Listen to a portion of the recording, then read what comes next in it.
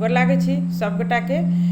विष्णु भगवान के कथा लऽ कऽ उपस्थित भेल छी। कार्तिक महीना में सुनल जाइ छै तऽ अखन सबसे पहिले एकटा गणेश जी के कथा सुनबै छी अहाँ सबके। चलू दोसर दिन के कथा गणेश जी के सुनू। तऽ एकटा गाँव में मेला लागलै। एकटा गाँव में मेला लागल रहे गणेश जी के पूजा रहे और मेला लागल रहे। तऽ सब कोई मेला देखऽ ला जाइत रहे। तऽ एकटा बच्चा रहे लड़की जे अपना माय लग जाकर जिद केलखिन कि माँ सब जाइ छै मेला देखऽ ला तऽ हमहूँ जायब मेला देखऽ लेल। तऽ कहलखिन भीड़ भाड़ में अहाँ कतऽ जायब अकेले, कहीं कतौ खसि पड़ि जायब, कतौ भुतला जायब, नहीं जाउ। बच्चा कहलखिन एते लोक जाइ छै तऽ नहीं भुतलै तऽ हम केना कऽ भुतला जायब, हम जायब।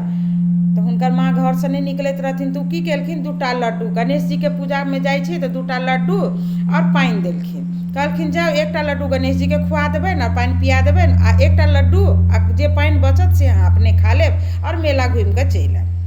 बच्चा के कहि देलखिन लड़की के। तऽ ओ गेलखिन मेला देखऽ के लेल। आ मेला देखऽ लेल गेलखिन तऽ पहिले गणेश जी के पूजा कहने रहनि माय करऽ के लेल। तऽ गणेश जी लग जे गेलखिन आ ओ बच्चा रहथिन, एकटा लड्डू गणेश जी के देलखिन और पानि देलखिन। कहलखिन कि हे गणेश जी, हमर माँ कहलखिन है जी एकटा अहाँके देबऽ के लेल, तऽ अहाँ एकरा खा लिअ तब हमहूँ अपन लड्डू खा लेब। गणेश जी के आगा में लड्डू दऽ देलखिन और पानि दऽ देलखिन और ओ बैसि गेलखिन। अब हाथ जोड़ि कऽ एना कऽ बैसल छथिन। कहै छथिन हे गणेश जी खाउ जल्दी जे हम जायब। आब होइत भोर से लऽ कऽ साँझ पड़ि गेलै। अब गणेश जी के लड्डू खेथिन से देखऽ ला ओ बच्चा बैसल रहि गेलै। एम्हर घर में अन्हार भेलै, सब घर पहुँचलै। आब गणेश जी सोचलखिन जी तक जा नहीं रहल छै, आब एकरा हम लड्डू के भोग नहीं लगायब जब तक तब तक। ओ की केलखिन, एकटा बच्चा के रूप धारण कऽ कऽ गणेश जी एलखिन। कहलखिन हमही गणेश जी छी, अहाँके लड्डू आ पानि हम पी लै छी। तऽ पी लेलखिन। कहलखिन अहाँ किछु वरदान मांगि लिअ हमरासँ। तऽ ओ बच्चा रहथिन तैयो सोचलखिन हम की मांगू हिनकासँ, ई तऽ हमरा कहलखिन वरदान मांगऽ के लेल। बच्चा जाइत कहलखिन की मांगू, घर मांगू कि सोना मांगू कि चांदी मांगू कि खूब हाथी घोड़ा मतलब मांगू, सोहाग भाग मांगू। माने बहुत तरहक मोन में ओकरा उथल पुथल, ओतबे टा के बच्चा के बहुत चीज मोन में उथल पुथल भेलै, लेकिन मुँह से किछु नहीं बजलखिन। गणेश जी कहलखिन आब तऽ राति भऽ गेलै, ई सोचिते छी जे हम की मांगी की नहीं मांगी।